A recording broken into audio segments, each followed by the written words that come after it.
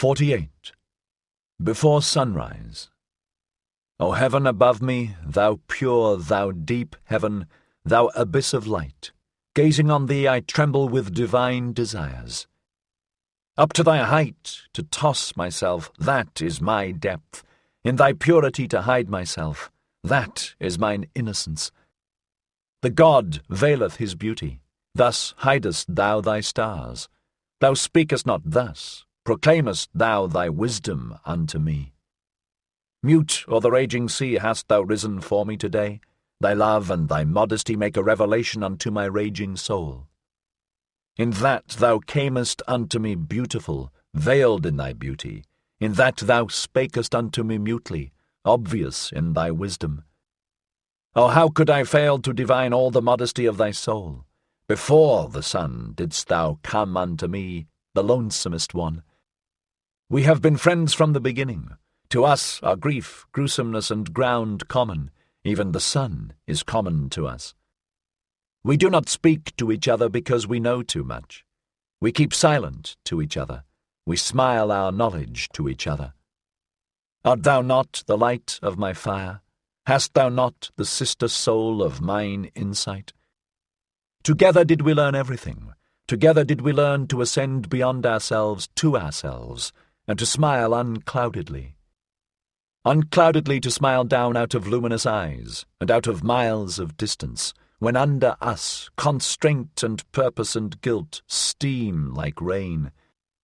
And wandered I alone, for what did my soul hunger by night and in labyrinthine paths, and climbed I mountains? Whom did I ever seek, if not thee, upon mountains? And all my wandering and mountain climbing, a necessity was it merely, and a makeshift of the unhandy one. To fly only wanteth mine entire will, to fly into thee. And what have I hated more than passing clouds, and whatever tainteth thee? And mine own hatred have I even hated, because it tainted thee. The passing clouds I detest, those stealthy cats of prey.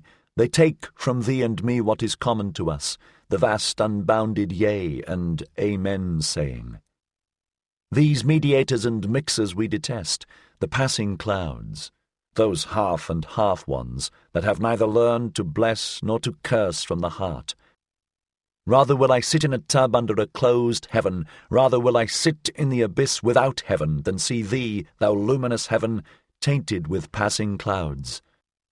And oft have I longed to pin them fast with the jagged gold wires of lightning, that I might, like the thunder, beat the drum upon their kettle bellies. An angry drummer, because they rob me of thy yea and amen. Thou heaven above me, thou pure, thou luminous heaven, thou abyss of light, because they rob thee of my yea and amen. For rather will I have noise and thunders and tempest blasts than this discreet doubting cat repose, and also amongst men do I hate most of all the soft treaders, and half ones, and the doubting, hesitating, passing clouds. And he who cannot bless shall learn to curse. This clear teaching dropped unto me from the clear heaven. This star standeth in my heaven even in dark nights. I, however, am a blesser and a yea-sayer. If thou be but around me, thou pure, thou luminous heaven, thou abyss of light, into all abysses do I then carry my beneficent yea-saying. A blesser have I become and a yea-sayer, and therefore strove I long and was a striver, that I might one day get my hands free for blessing. This, however, is my blessing, to stand above everything as its own heaven, its round roof, its azure bell and eternal security, and blessed is he who thus blesseth. For all things are baptized at the font of eternity, and beyond good and evil. Good and evil themselves, however, are but fugitive shadows and damp afflictions and passing clouds. Verily it is a blessing and not a blasphemy when I teach that, above all things, there standeth the heaven of chance, the heaven of innocence, the heaven of hazard, the heaven of wantonness. Of hazard, that is the oldest nobility in the world.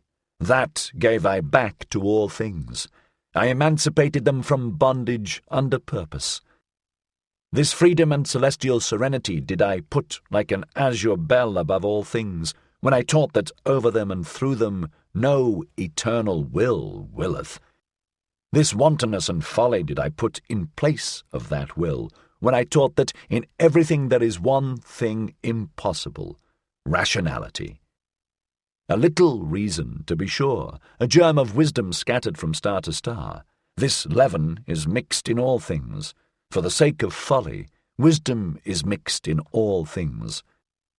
A little wisdom is indeed possible, but this blessed security have I found in all things, that they prefer to dance on the feet of chance.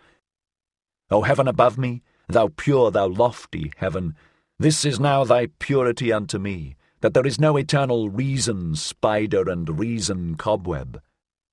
That thou art to me a dancing floor for divine chances, that thou art to me a table of the gods for divine dice and dice players. But thou blushest? Have I spoken unspeakable things? Have I abused when I meant to bless thee? Or is it the shame of being two of us that maketh thee blush? Dost thou bid me go and be silent, because now day cometh? The world is deep, and deeper than e'er the day could read. Not everything may be uttered in presence of day, but day cometh, so let us part. O heaven above me, thou modest one, thou glowing one, O thou my happiness before sunrise, the day cometh, so let us part. Thus spake Zarathustra. 49. The Bedwarfing Virtue. 1. When Zarathustra was again on the continent, he did not go straightway to his mountain and his cave, but made many wanderings and questionings, and ascertained this and that, so that he said of himself jestingly, Lo, a river that floweth back unto its source in many windings, for he wanted to learn what had taken place among men during the interval, whether they had become greater or smaller, and once, when he saw a row of new houses, he marvelled and said, What do these houses mean? Verily no great soul put them up as its simile. Did perhaps a silly child take them out of its toy box? Would that another child put them again into the box. And these rooms and chambers, can men go out and in there? They seem to be made for silk dolls, or for dainty eaters, who perhaps let others eat with them. And Zarathustra stood still and meditated. At last he said sorrowfully, There hath everything become smaller. Everywhere do I see lower doorways. He who is of my type can still go there through, but he must stoop. Or when shall I arrive again at my home, where I shall no longer have to stoop, before the small ones? And Zarathustra sighed and gazed into the distance. The same day, however, he gave his discourse on the bedwarfing virtue. 2.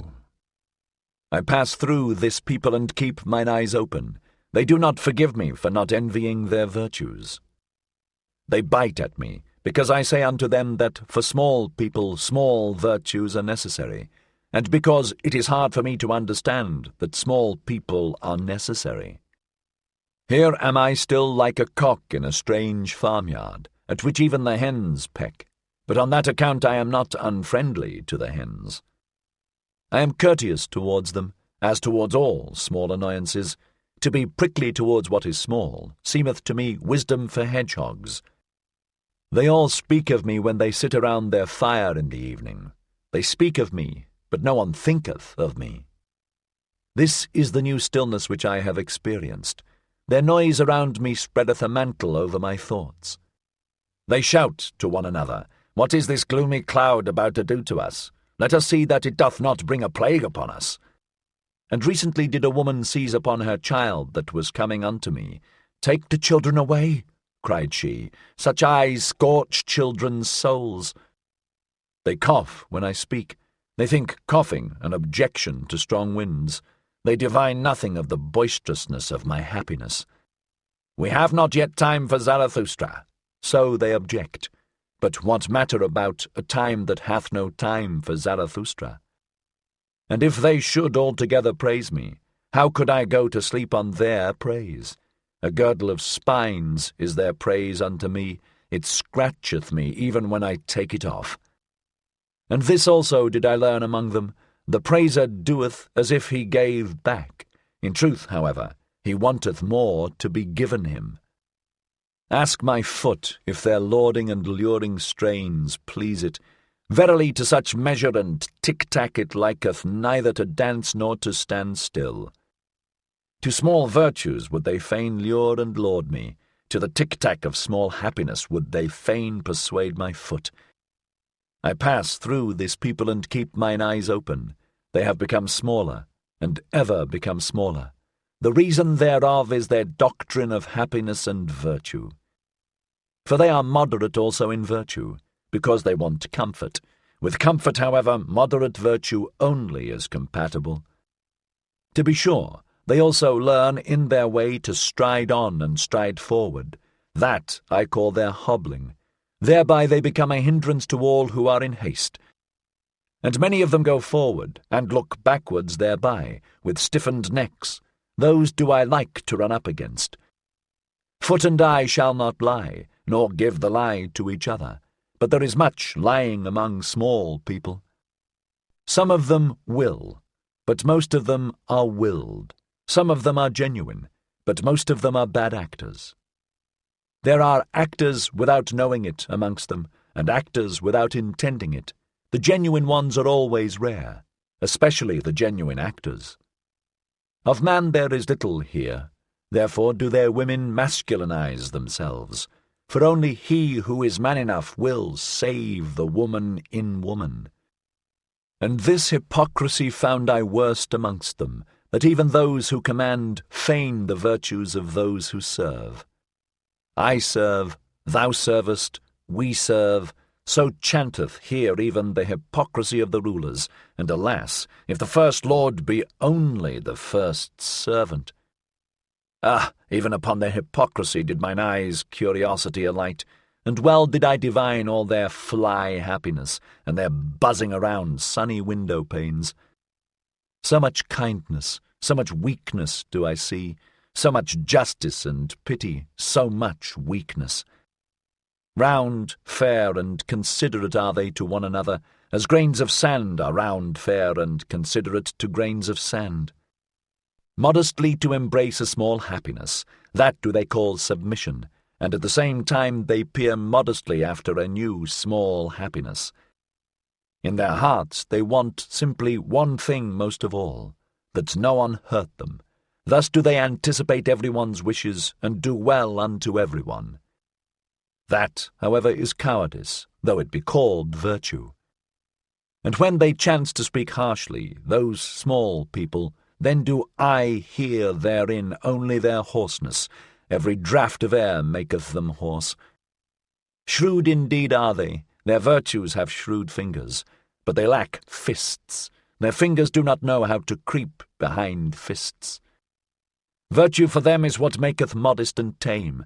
Therewith have they made the wolf a dog, and man himself man's best domestic animal. We set our chair in the midst, so saith their smirking unto me, and as far from dying gladiators as from satisfied swine. That, however, is mediocrity, though it be called moderation. 3. I pass through this people and let fall many words, but they know neither how to take nor how to retain them.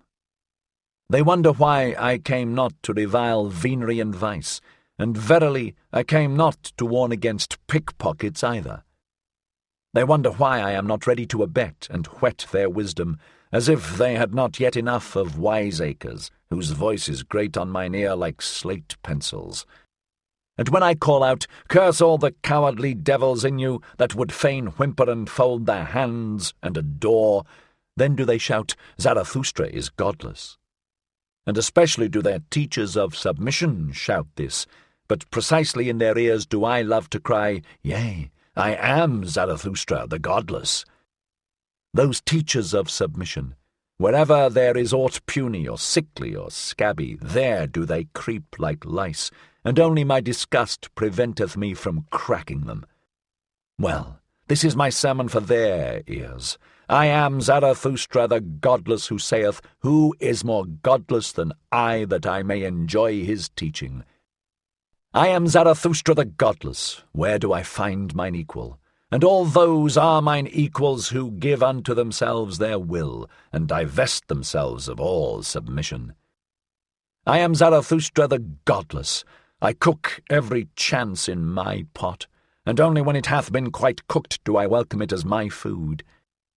And verily many a chance came imperiously unto me, but still more imperiously did my will speak unto it.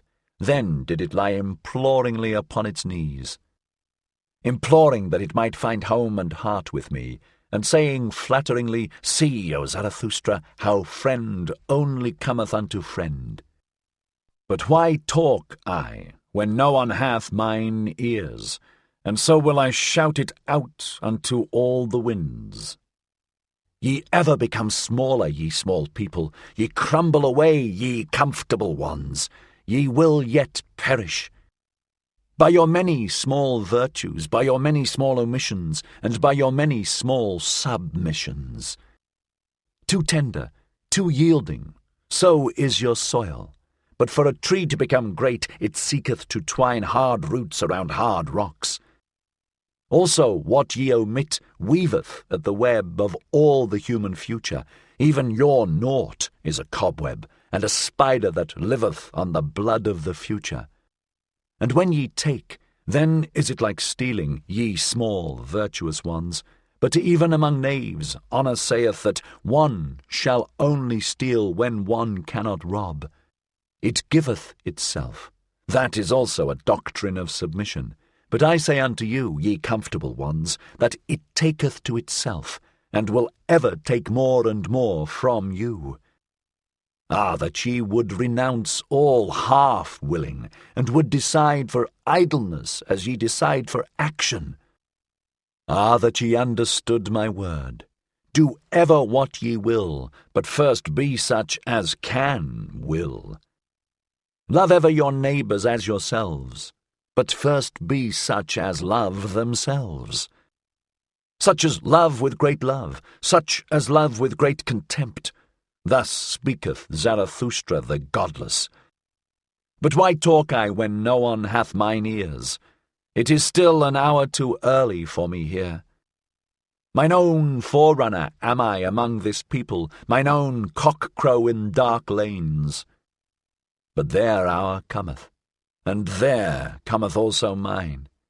Hourly do they become smaller, poorer, unfruitfuller, poor herbs, poor earth.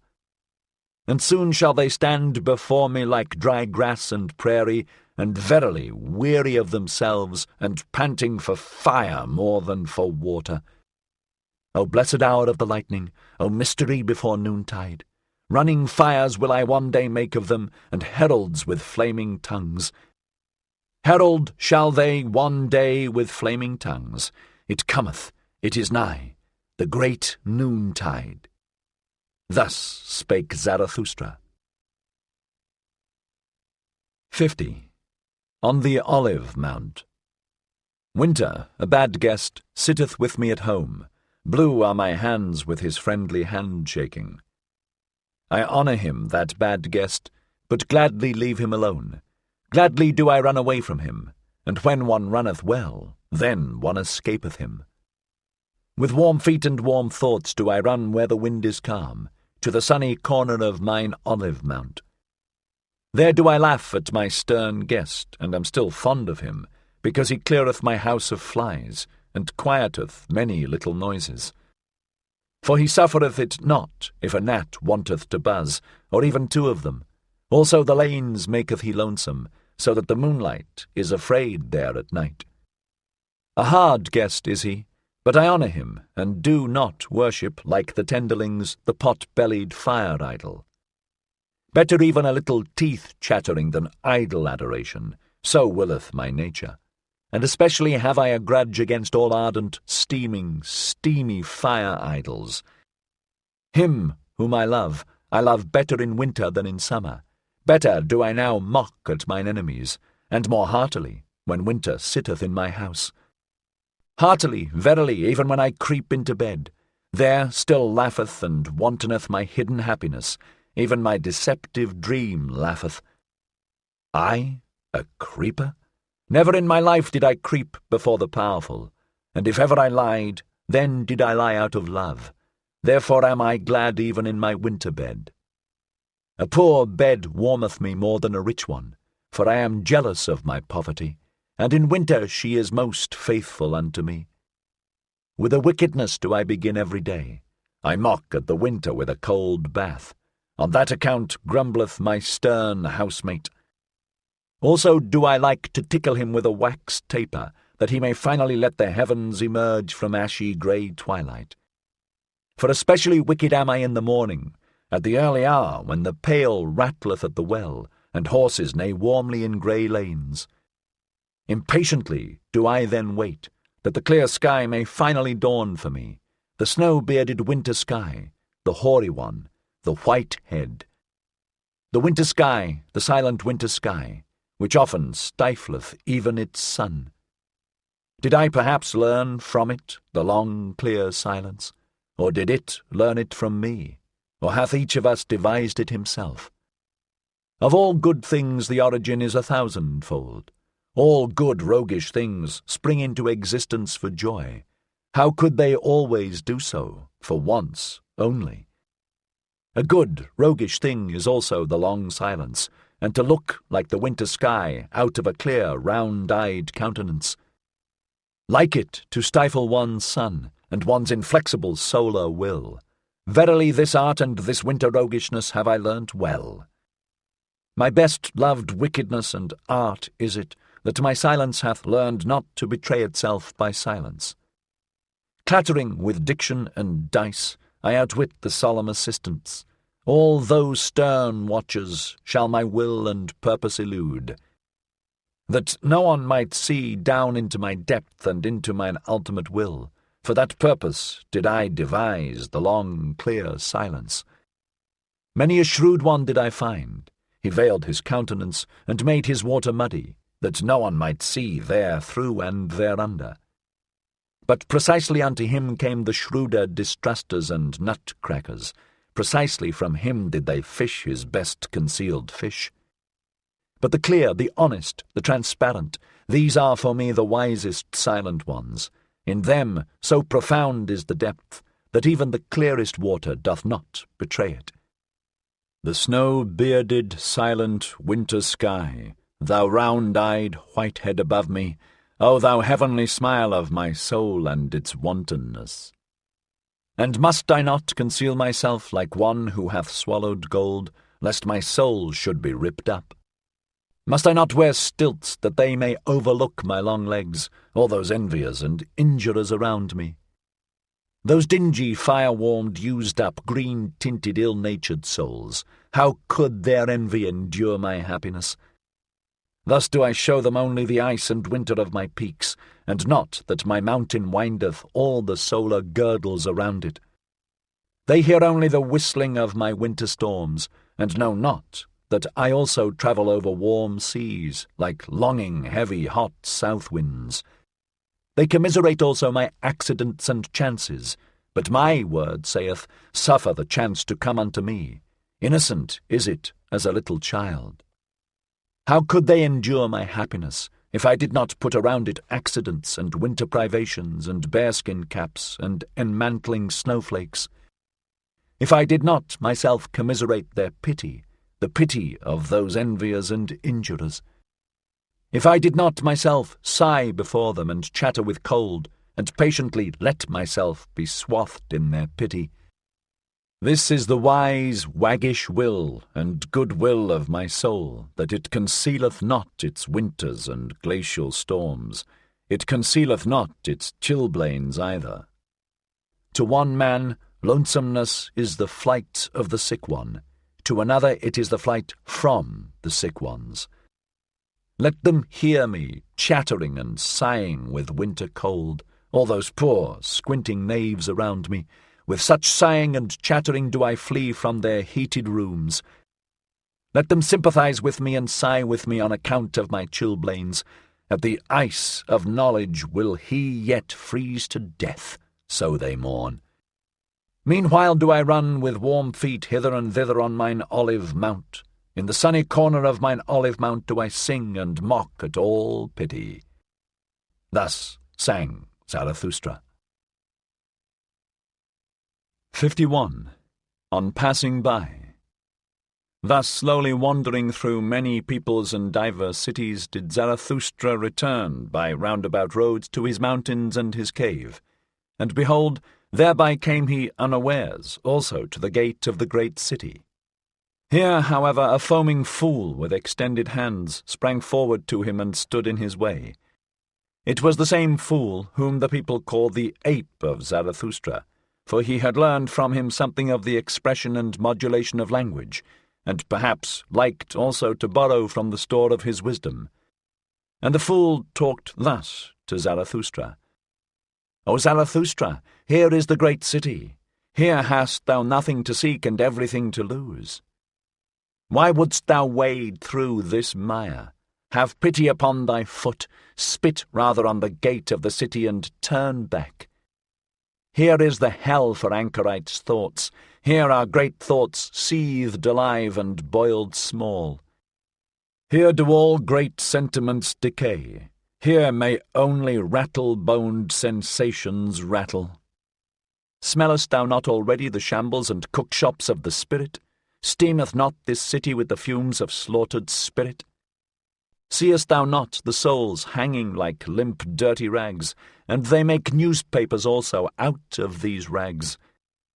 Hearest thou not how spirit hath here become a verbal game? Loathsome verbal swill doth it vomit forth, and they make newspapers also out of this verbal swill. They hound one another, and know not whither. They inflame one another, and know not why. They tinkle with their pinchbeck, they jingle with their gold. They are cold, and seek warmth from distilled waters. They are inflamed, and seek coolness from frozen spirits. They are all sick and sore through public opinion. All lusts and vices are here at home, but here there are also the virtuous.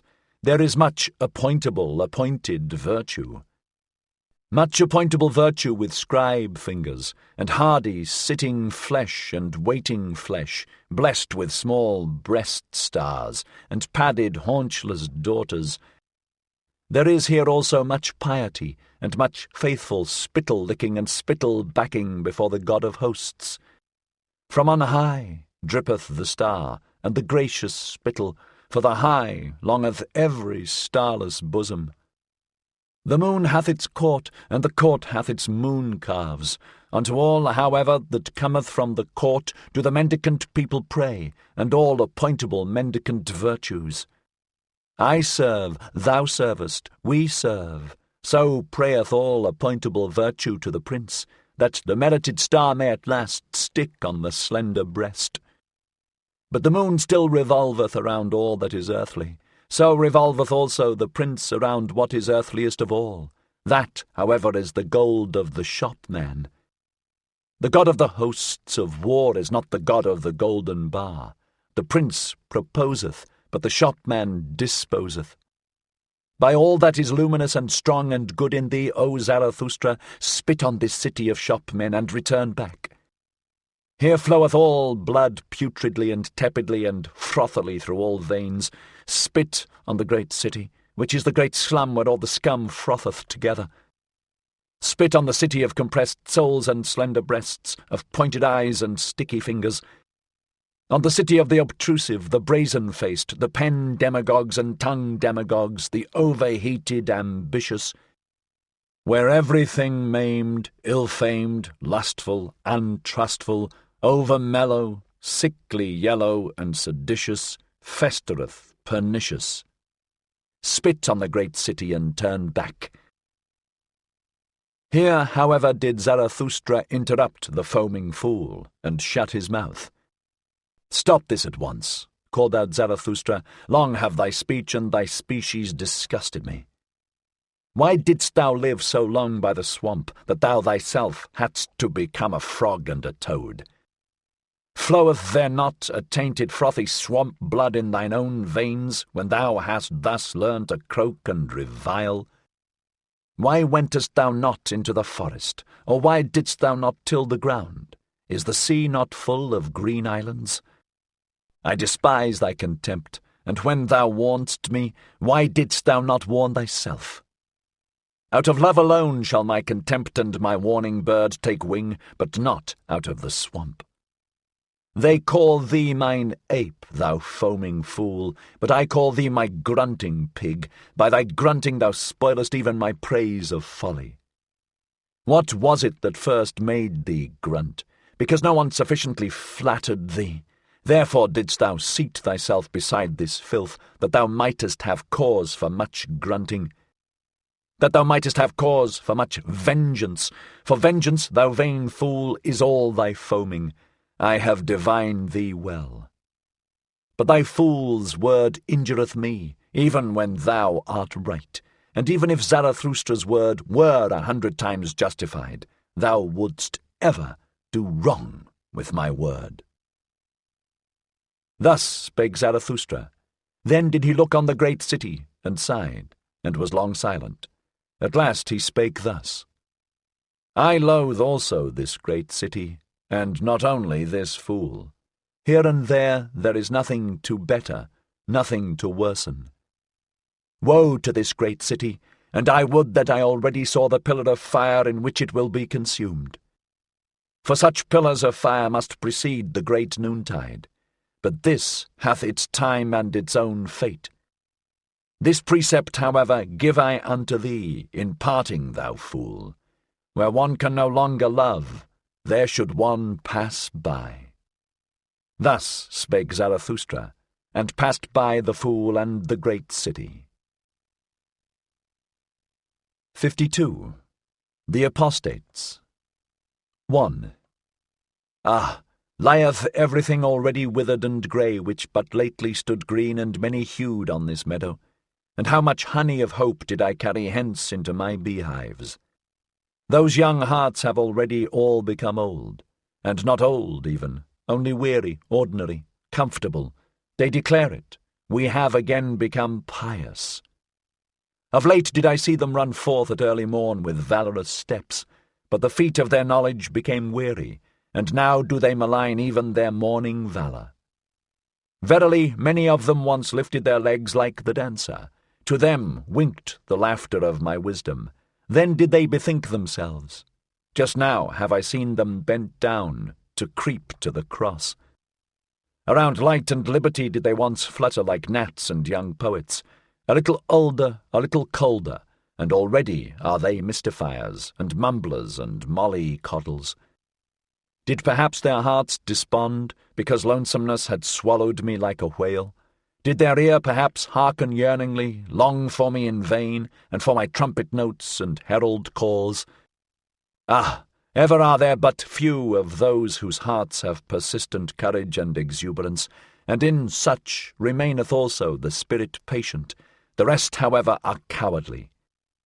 The rest, these are always the great majority, the commonplace, the superfluous, the far too many. Those all are cowardly.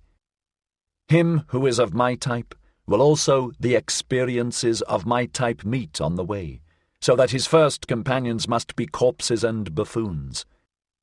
His second companions, however, they will call themselves his believers, will be a living host with much love, much folly, much unbearded veneration. To those believers shall he, who is of my type among men, not bind his heart. In those springtimes and many-hued meadows shall he not believe, who knoweth the fickly, faint-hearted human species. Could they do otherwise, then would they also will otherwise. The half and half spoil every whole. That leaves become withered, what is there to lament about that? Let them go and fall away, O Zarathustra, and do not lament. Better even to blow amongst them with rustling winds. Blow amongst those leaves, O Zarathustra, that everything withered may run away from thee the faster. 2. We have again become pious. So do those apostates confess. and some of them are still too pusillanimous thus to confess. Unto them I look into the eye. Before them I say it unto their face and unto the blush on their cheeks, ye are those who again pray. It is, however, a shame to pray, not for all, but for thee and me, and whoever hath his conscience in his head. For thee it is a shame to pray. Thou knowest it well, the faint-hearted devil in thee, which would fain fold its arms and place its hands in its bosom and take it easier, this faint-hearted devil persuadeth thee that there is a God. Thereby, however, dost thou belong to the light-dreading type, to whom light never permitteth repose. Now must thou daily thrust thy head deeper into obscurity and vapour. And verily thou choosest the hour well. For just now do the nocturnal birds again fly abroad. The hour hath come for all light-dreading people, the vesper hour and leisure hour, when they do not take leisure. I hear it and smell it. It hath come. Their hour for hunt and procession, not indeed for a wild hunt, but for a tame, lame, snuffling, soft-treaders, soft prayers hunt. For a hunt after susceptible simpletons, all mouse-traps for the heart have again been set, and whenever I lift a curtain, a night-moth rusheth out of it.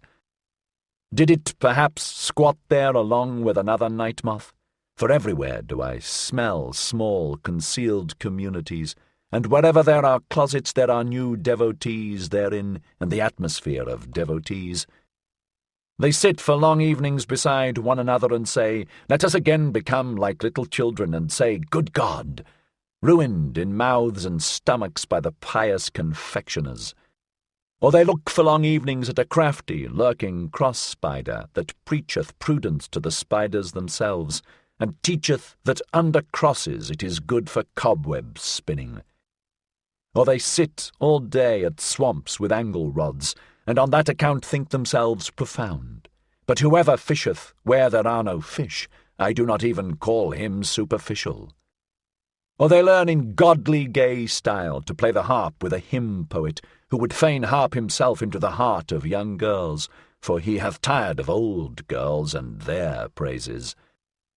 Or they learn to shudder with a learned semi-madcap, who waiteth in darkened rooms for spirits to come to him, and the spirit runneth away entirely. Or they listen to an old roving howl and growl piper, who hath learnt from the sad winds the sadness of sounds. Now pipeth he as the wind, and preacheth sadness in sad strains. And some of them have even become night watchmen. They know now how to blow horns, and go about at night, and awaken old things which have long fallen asleep. 5 words about old things did I hear yesternight at the garden wall. They came from such old, sorrowful, arid night watchmen. For a father he careth not sufficiently for his children. Human fathers do this better. He is too old, he now careth no more for his children, answered the other night watchman. Hath he then children? No one can prove it unless he himself prove it. I have long wished that he would for once prove it thoroughly. Prove? As if he had ever proved anything. Proving is difficult to him. He layeth great stress on one's believing him. Aye, belief saveth him, belief in him. That is the way with old people. So it is with us also. Thus spake to each other the 2 old night watchmen and light-scarers, and tooted thereupon sorrowfully on their horns. So did it happen yesternight at the garden wall. To me, however, did the heart writhe with laughter, and was like to break. It knew not where to go, and sunk into the midriff. Verily it will be my death yet, to choke with laughter when I see asses drunken, and hear night watchmen thus doubt about God. Hath the time not long since passed for all such doubts? Who may nowadays awaken such old slumbering, light-shunning things? With the old deities hath it long since come to an end, and verily a good joyful deity end had they. They did not begloom themselves to death. That do people fabricate. On the contrary, they laughed themselves to death once on a time. That took place when the ungodliest utterance came from a god himself, the utterance, "There is but one God, thou shalt have no other gods before me." An old grim beard of a god, a jealous one, forgot himself in such wise, and all the gods then laughed and shook upon their thrones and exclaimed, "Is it not just divinity that there are gods, but no God? He that hath an ear, let him hear." Thus talked Zarathustra in the city he loved, which is surnamed the Pied Cow. For from here he had but 2 days to travel to reach once more his cave and his animals. His soul, however, rejoiced unceasingly on account of the nighness of his return home. 53. The Return Home. O lonesomeness, my home, lonesomeness! Too long have I lived wildly in wild remoteness to return to thee without tears. Now threaten me with the finger as mothers threaten, now smile upon me as mothers smile. Now say just, who was it that like a whirlwind once rushed away from me? Who, when departing, called out, "Too long have I sat with lonesomeness. There have I unlearned silence. That hast thou learned now, surely. O Zarathustra, everything do I know, and that thou wert more forsaken amongst the many, thou unique one, than thou ever wert with me. One thing is forsakenness, another matter is lonesomeness. That hast thou now learned, and that amongst men thou wilt ever be wild and strange. Wild and strange even when they love thee, for above all they want to be treated indulgently. Here, however, art thou at home and house with thyself. Here canst thou utter everything and unbosom all motives. Nothing is here ashamed of concealed, congealed feelings. Here do all things come caressingly to thy talk and flatter thee, for they want to ride upon thy back. On every simile dost thou here ride to every truth. Uprightly and openly mayest thou here talk to all things, and verily it soundeth as praise in their ears, for one to talk to all things directly. Another matter, however, is forsakenness. For dost thou remember, O Zarathustra, when thy bird screamed overhead, when thou stoodest in the forest, irresolute, ignorant where to go, beside a corpse? When thou spakest, "Let mine animals lead me, more dangerous have I found it among men than among animals," that was forsakenness. And dost thou remember, O Zarathustra, when thou sattest in thine isle, a well of wine, giving and granting amongst empty buckets, bestowing and distributing among the thirsty, until at last thou alone sattest thirsty amongst the drunken ones, and wailedst nightly, "Is taking not more blessed than giving, and stealing yet more blessed than taking?" That was forsakenness. And dost thou remember, O Zarathustra, when thy stillest hour came and drove thee forth from thyself, when with wicked whispering it said, "Speak and succumb"? When it disgusted thee with all thy waiting and silence, and discouraged thy humble courage, that was forsakenness. O lonesomeness, my home, lonesomeness, how blessedly and tenderly speaketh thy voice unto me. We do not question each other, we do not complain to each other, we go together openly through open doors. For all is open with thee and clear, and even the hours run here on lighter feet, for in the dark time weigheth heavier upon one than in the light. Here fly open unto me all being's words and word cabinets. Here all being wanteth to become words. Here all becoming wanteth to learn of me how to talk. Down there, however, all talking is in vain. There, forgetting and passing by are the best wisdom. That have I learned now. He who would understand everything in man must handle everything, but for that I have 2 clean hands. I do not like even to inhale their breath. Alas, that I have lived so long among their noise and bad breaths. O blessed stillness around me, O pure odours around me, how from a deep breast this stillness fetcheth pure breath, how it hearkeneth, this blessed stillness. But down there speaketh everything, there is everything misheard. If one announce one's wisdom with bells, the shopmen in the marketplace will outjingle it with pennies. Everything among them talketh, no one knoweth any longer how to understand. Everything falleth into the water, nothing falleth any longer into deep wells. Everything among them talketh, nothing succeedeth any longer, and accomplisheth itself. Everything cackleth, but who will still sit quietly on the nest and hatch eggs?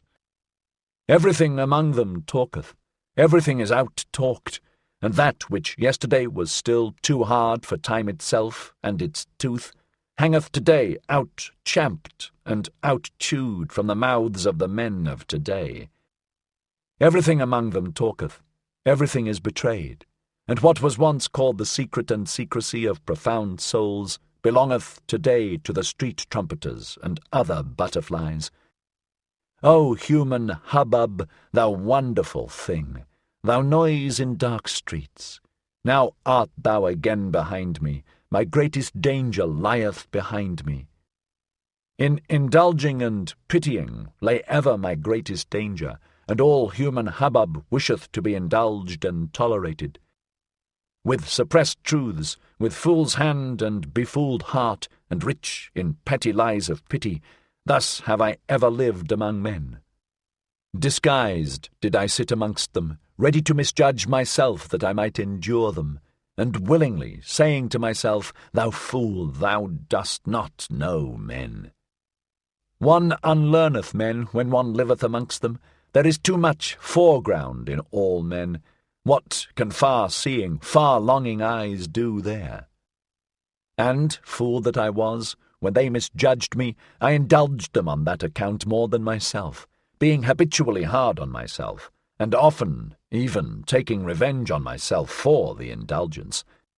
Stung all over by poisonous flies, and hollowed like the stone by many drops of wickedness, thus did I sit among them, and still said to myself, Innocent is everything petty of its pettiness. Especially did I find those who call themselves the good the most poisonous flies. They sting in all innocence, they lie in all innocence. How could they be just towards me? He who liveth amongst the good, pity teacheth him to lie. Pity maketh stifling air for all free souls, for the stupidity of the good is unfathomable. To conceal myself and my riches, that did I learn down there. For every one did I still find poor in spirit. It was the lie of my pity that I knew in every one, that I saw and scented in every one, what was enough of spirit for him and what was too much. They're stiff, wise men. I call them wise, not stiff. Thus did I learn to slur over words. The grave-diggers dig for themselves diseases. Under old rubbish rest bad vapours. One should not stir up the marsh. One should live on mountains. With blessed nostrils do I again breathe mountain freedom. Freed at last is my nose from the smell of all human hubbub. With sharp breezes tickled, as with sparkling wine, sneezeth my soul, sneezeth and shouteth self-congratulatingly, Health to thee! Thus spake Zarathustra. 54. The Three Evil Things. 1. In my dream, in my last morning dream, I stood today on a promontory, beyond the world. I held a pair of scales and weighed the world. Alas that the rosy dawn came too early to me. She glowed me awake, the jealous one. Jealous is she always of the glows of my morning dream. Measurable by him who hath time, weighable by a good weigher, attainable by strong pinions, divinable by divine nutcrackers, thus did my dream find the world. My dream, a bold sailor, half ship, half hurricane, silent as the butterfly, impatient as the falcon, how had it the patience and leisure today for world weighing? Did my wisdom perhaps speak secretly to it, my laughing wide-awake day-wisdom which mocketh at all infinite worlds? For it saith, where force is, there becometh number the master. It hath more force. How confidently did my dream contemplate this finite world, not new-fangledly, not old-fangledly, not timidly, not entreatingly. As if a big round apple presented itself to my hand, a ripe golden apple with a coolly soft velvety skin, thus did the world present itself unto me. As if a tree nodded unto me, a broad-branched, strong-willed tree, curved as a recline and a footstool for weary travellers, thus did the world stand on my promontory. As if delicate hands carried a casket towards me, a casket open for the delectation of modest adoring eyes, thus did the world present itself before me today. Not riddle enough to scare human love from it, not solution enough to put to sleep human wisdom, a humanly good thing was the world to me today, of which such bad things are said. How I thank my morning dream that I thus at today's dawn weighed the world. As a humanly good thing did it come unto me, this dream and heart-comforter, and that I may do the like by day, and imitate and copy its best. Now will I put the 3 worst things on the scales, and weigh them humanly well. He who taught to bless, taught also to curse. What are the 3 best cursed things in the world? These will I put on the scales. Voluptuousness, passion for power, and selfishness. These 3 things have hitherto been best cursed, and have been in worst and falsest repute. These 3 things will I weigh humanly well. Well, here is my promontory, and there is the sea. It rolleth hither unto me, shaggily and fawningly, the old faithful 100-headed dog monster that I love. Well, here will I hold the scales over the weltering sea, and also a witness do I choose to look on, thee, the anchorite tree, thee, the strong-odoured, broad-arched tree that I love. On what bridge goeth the now to the hereafter? By what constraint doth the high stoop to the low? And what enjoineth even the highest still to grow upwards? Now stand the scales poised and at rest. 3 heavy questions have I thrown in, 3 heavy answers carrieth the other scale. 2. Voluptuousness, unto all hair-shirted despisers of the body, a sting and stake, and cursed as the world by all backworldsmen, for it mocketh and befooleth all erring, misinferring teachers. Voluptuousness, to the rabble the slow fire at which it is burnt, to all wormy wood, to all stinking rags, the prepared heat and stew furnace. Voluptuousness, to free hearts a thing innocent and free, the garden happiness of the earth, all the future's thanks overflow to the present. Voluptuousness, only to the withered a sweet poison, to the lion-willed, however, the great cordial, and the reverently saved wine of wines. Voluptuousness, the great symbolic happiness of a higher happiness and highest hope, for to many is marriage promised, and more than marriage. To many that are more unknown to each other than man and woman, and who hath fully understood how unknown to each other are man and woman. Voluptuousness, but I will have hedges around my thoughts and even around my words, lest swine and libertine should break into my gardens.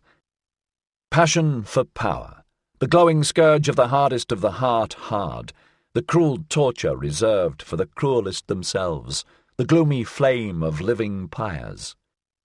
Passion for power, the wicked gadfly which is mounted on the vainest peoples, the scorner of all uncertain virtue, which rideth on every horse and on every pride. Passion for power, the earthquake which breaketh and upbreaketh all that is rotten and hollow, the rolling, rumbling, punitive demolisher of whited sepulchres, the flashing interrogative sign beside premature answers. Passion for power, before whose glance man creepeth and croucheth and drudgeth, and becometh lower than the serpent and the swine, until at last great contempt crieth out of him. Passion for power, the terrible teacher of great contempt, which preacheth to their face, to cities and empires, away with thee, until a voice crieth out of themselves, away with me.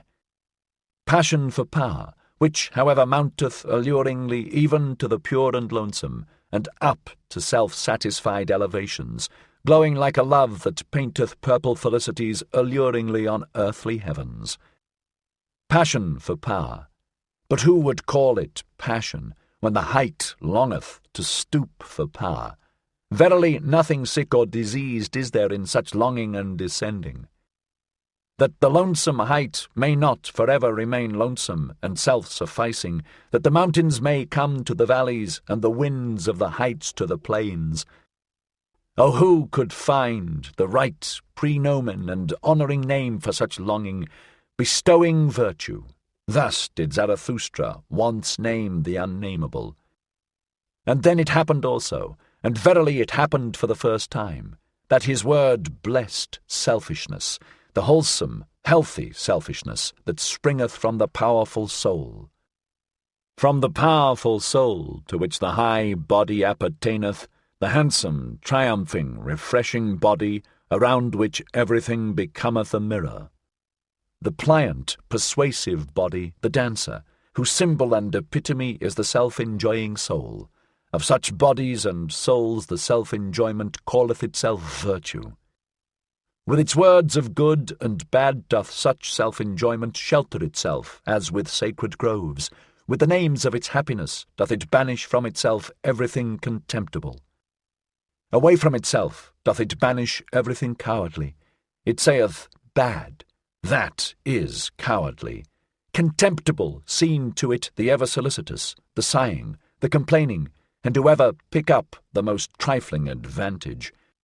It despiseth also all bitter-sweet wisdom, for verily there is also wisdom that bloometh in the dark, a nightshade wisdom, which ever sigheth, all is vain.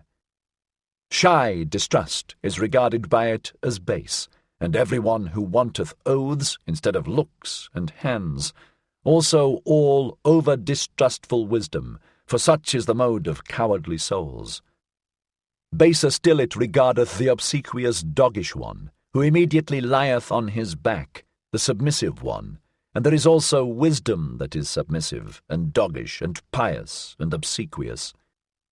Hateful to it altogether, and a loathing, is he who will never defend himself, he who swalloweth down poisonous spittle and bad looks, the all-too-patient one, the all-endurer, the all-satisfied one, for that is the mode of slaves. Whether they be servile before gods and divine spurnings, or before men and stupid human opinions, at all kinds of slaves doth it spit this blessed selfishness. Bad, thus doth it call all that is spirit-broken and sordidly servile, constrained, blinking eyes, depressed hearts, and the false, submissive style which kisseth with broad, cowardly lips.